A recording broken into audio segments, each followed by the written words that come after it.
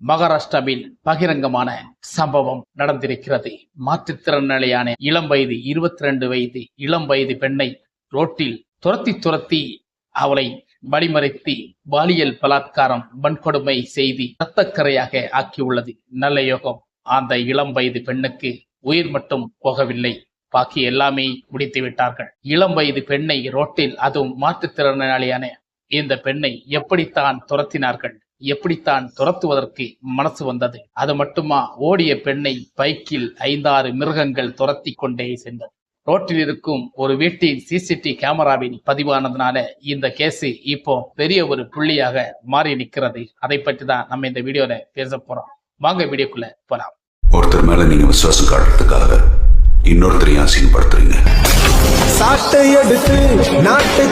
அனைவருக்கும் வணக்கம். மாற்றுத்திறனாளியான இந்த 22 வயது வாலிப பெண்ணை துரத்தி இந்த அளவுக்கு பாலியல் வன்கொடுமை செய்ய வேண்டிய காரணம் என்ன? இன்னும் இன்றைய சுதந்திரம் இருக்கிறதா என்ற ஒரு சட்ட ரீதியான கொடுமைகள் இன்னும் இருக்கிறது. காந்தியடிகள் சொன்னது போல பெண்கள் ரோட்டில் சகஜமாக நடக்க வேண்டும்.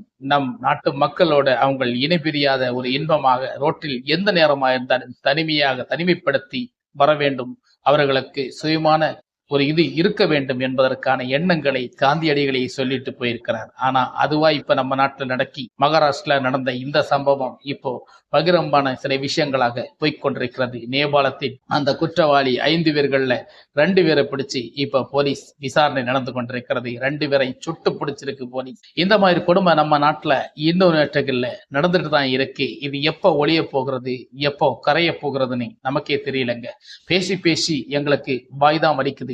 ஆனா இந்த மாதிரி மகாராஷ்டிராவில சாதாரண பெண்ணவே விட மாட்டாங்க, அதுவும் மாற்றுத்திறனாளியையும் விட்டு வைக்கலையேப்பா.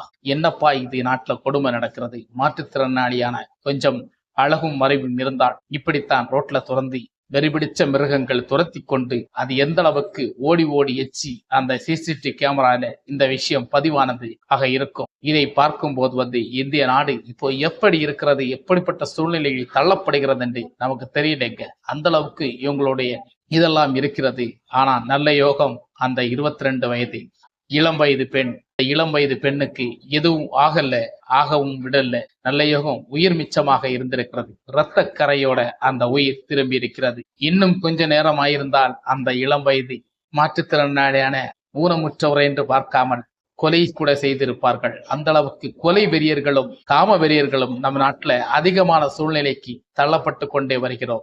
இந்த சூழல் எப்போது மாறப்போகிறது, நம் நாடு எப்போது திருந்தப் போகிறனே ஒரு நிமிடம் சிந்தித்து பார்த்தாலே பக்குன்னு இருக்கிறது. நம்ம நாட்டுல இது வன்மையான கொடுமையாக இருக்கிறது. இந்த கொடுமைக்கு நிச்சயமாக ஒரு பதில் சொல்லியே ஆக வேண்டும். இப்போ 2 பேரை பிடிச்சிருக்காங்க.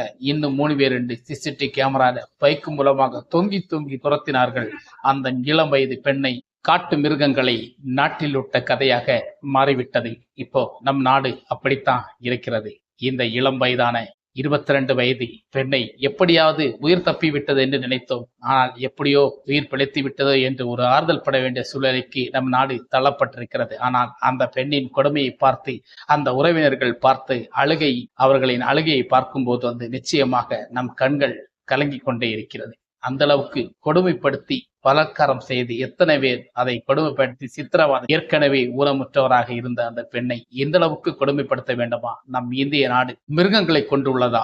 ஏன் இந்த மிருகங்களை எல்லாம் ஏன் விட்டு வைத்துக் கொண்டிருக்கிறோம் தான் புரியல. இந்த மிருகங்கள், அதுவும் ஒரு காவல் நிலையத்து பக்கத்திலேயே இந்த சம்பவங்கள் எல்லாம் நடந்திருக்கும் போது கேட்கும் போது உண்மையிலேயே வேதனை அளிக்கிறது. இந்த வேதனைக்கு மத்தியில இந்த சம்பவத்துக்கு பதில் சொல்லியாக வேண்டும். கவர்மெண்ட்டும் பதில் சொல்லியாக வேண்டும். எங்கு நடந்தா என்ன? மத்திய பிரதேசத்துல இந்த சம்பவம் நிச்சயமாக அது நமக்கு செட் ஆகாதுங்க.